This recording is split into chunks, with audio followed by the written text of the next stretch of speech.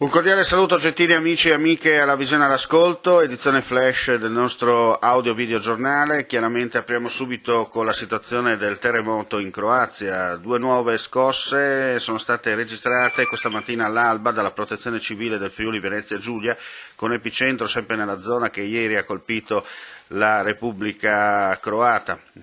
La prima scossa è stata di magnitudo 5, rilevata alle 16:15, la seconda invece di 4,7 alle 6:26.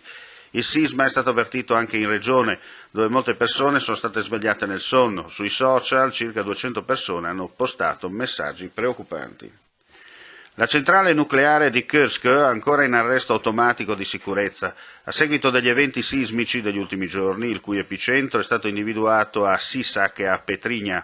L'impianto di Kursk aveva infatti attivato il sistema di sicurezza di arresto automatico del reattore e attuato le normali procedure di stabilizzazione. Le autorità di sicurezza nucleare slovene hanno assicurato che la situazione è sotto controllo, non si riportano anomalie di funzionamento. E la colonna mobile, partita ieri sera da Palmanova della Protezione Civile del Friuli Venezia Giulia, è arrivata nelle zone colpite dal sisma. Le interforze hanno raggiunto la destinazione, il deposito materiale e mezzi a 20 km a sud di Zagabria. Dalle 10 sono iniziate le operazioni di scarico dei container, come documentano le telefoto che ci hanno appena inviato la Protezione Civile del Friuli Venezia Giulia. E l'ARPA Veneto, come già fatto ieri da quella regionale, ha testato la situazione per quanto riguarda i primi esiti relativi al controllo della radioattività sul particolato atmosferico, che non evidenzia anomalie radiologiche nella regione Veneto come nella regione Friuli Venezia Giulia.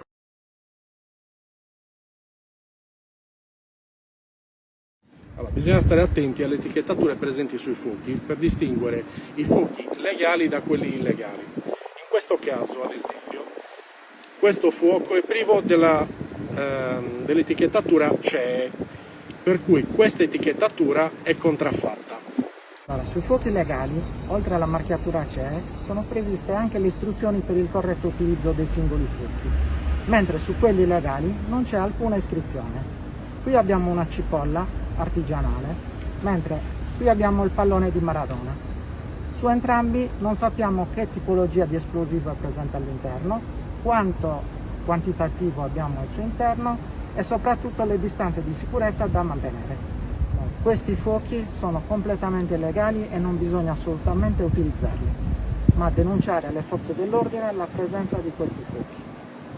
Abbiamo approvato in via definitiva il DDL Sviluppo Impresa in Giunta, sono stati stanziati oltre 50 milioni di euro per le imprese del nostro territorio. Questo DDL, questo importante DDL, vuole essere la radice sulla quale potranno crescere e svilupparsi nel medio-lungo le imprese della nostra regione, imprese che hanno risentito in maniera forte della crisi economica dovuta al Covid-19, ma imprese che hanno dei fondamentali tali per cui si possa sperare in una crescita importante. Il DDL Sviluppo Impresa si occuperà nel settore del comparto del turismo, del commercio, della manifattura, insomma cercheremo di dare delle risposte a 360 gradi alle imprese del nostro territorio, con sostegno a fondo perduto, con crediti d'imposta, con tutta una serie di fattispecie atte a far crescere e robustire le imprese del Friuli Venezia Giulia. E con questo è tutto, vediamo appuntamento come sempre alla prossima edizione.